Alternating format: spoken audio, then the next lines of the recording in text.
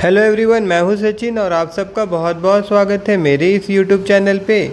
और ये जो वीडियो मैं बना रहा हूं ये क्लास 10th के बच्चों के लिए है और जो सब्जेक्ट है वो है साइंस। और जो चैप्टर हम लोग ख़त्म कर चुके हैं केमिकल रिएक्शन एंड इक्वेशन, उसका लास्ट का जो इंटेक्स क्वेश्चन है वो हम लोग आज देखेंगे। तो वो इंटेक्स क्वेश्चन का सबसे पहला क्वेश्चन जो है वो देखिए, वो क्या लिखा हुआ है। Why does the colour of the copper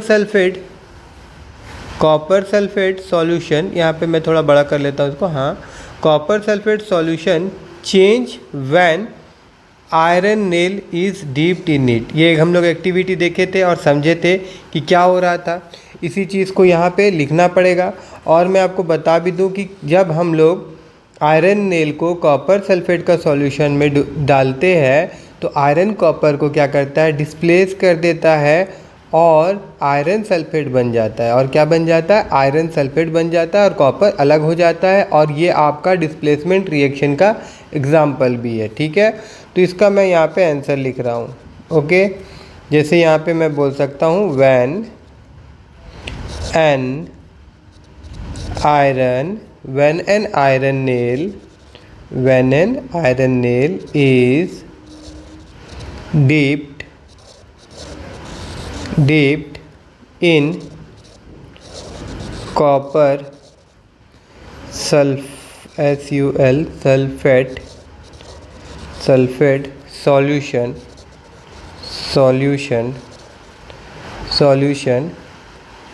it become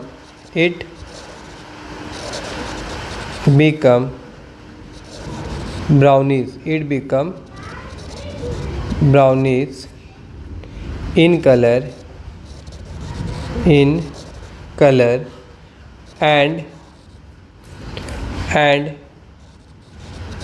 color of copper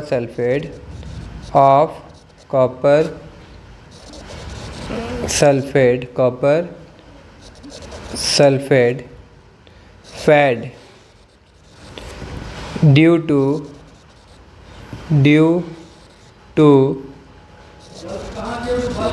following reaction.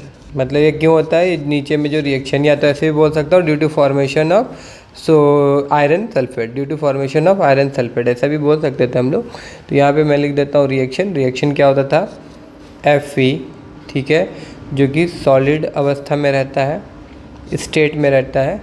और जब वो copper sulphate that means CuSO4 जो कि एक सॉल्यूशन है, एक्वा सॉल्यूशन, तो इसको हम लोग ऐसे लिखेंगे। तो क्या हो जाता है, तब ये यहाँ पे आयरन क्या कर रहा है, कॉपर को डिस्प्लेस कर रहा है और यहाँ पे क्या बन जाएगा, कॉपर सल्फेट बन जाएगा। ये भी आपका क्या रहेगा, सॉल्यूशन में रहेगा, एक्वा सॉल्यूशन में, ठीक है ना, इसका सॉल्यूशन में। और प्लस यहाँ पे कॉपर क्या होता है, ये अलग हो जाता है, ये आपका सॉलिड में इस तरह से रहेगा, ठीक है ना। और यहाँ पे नीचे मैं और कुछ लिख देता हूँ, देखिए, in this reaction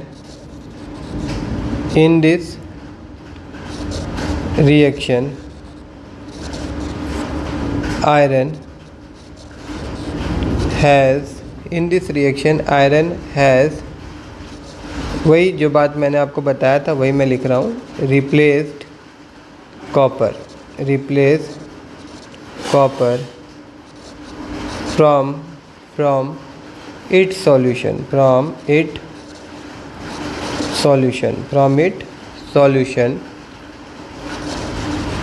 thus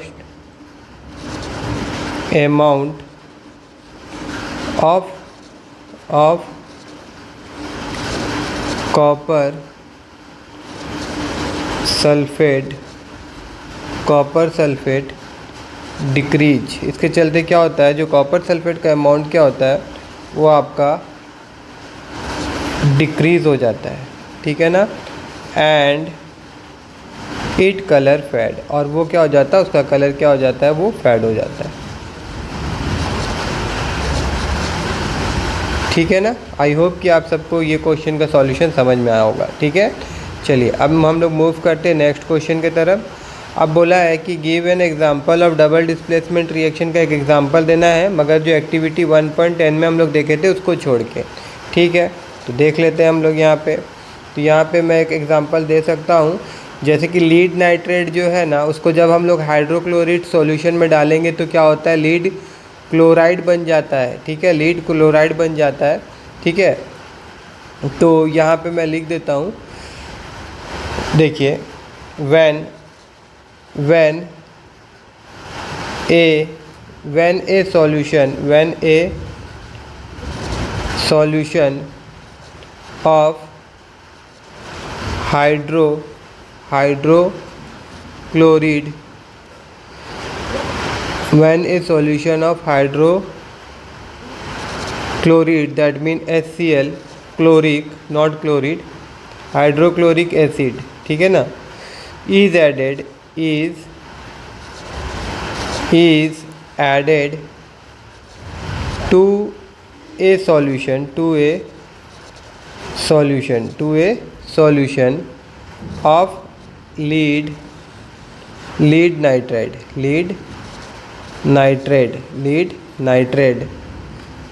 a white precipitated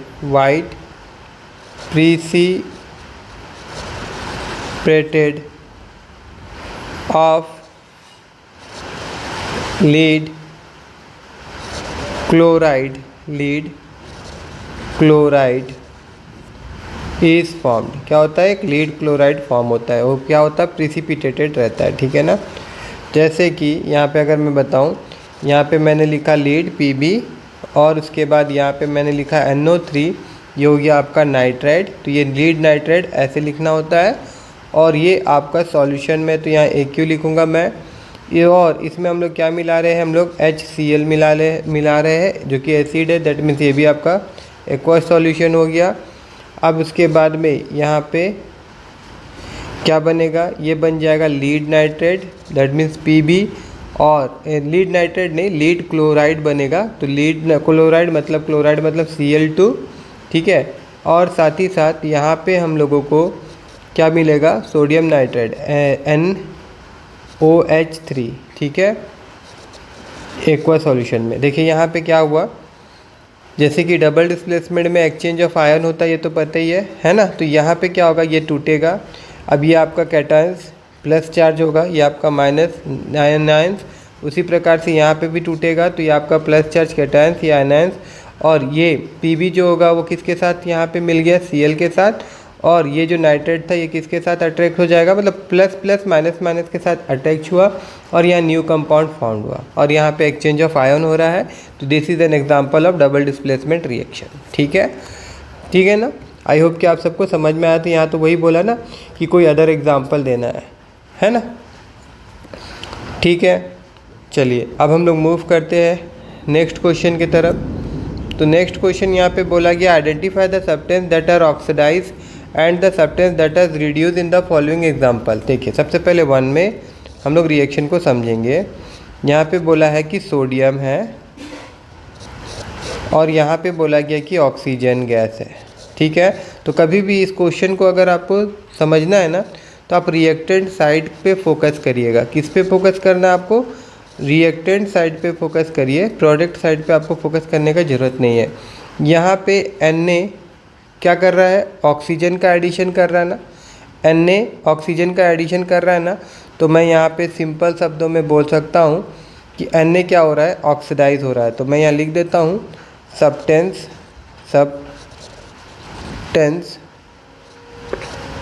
oxidise क्या होगा भाई, Na।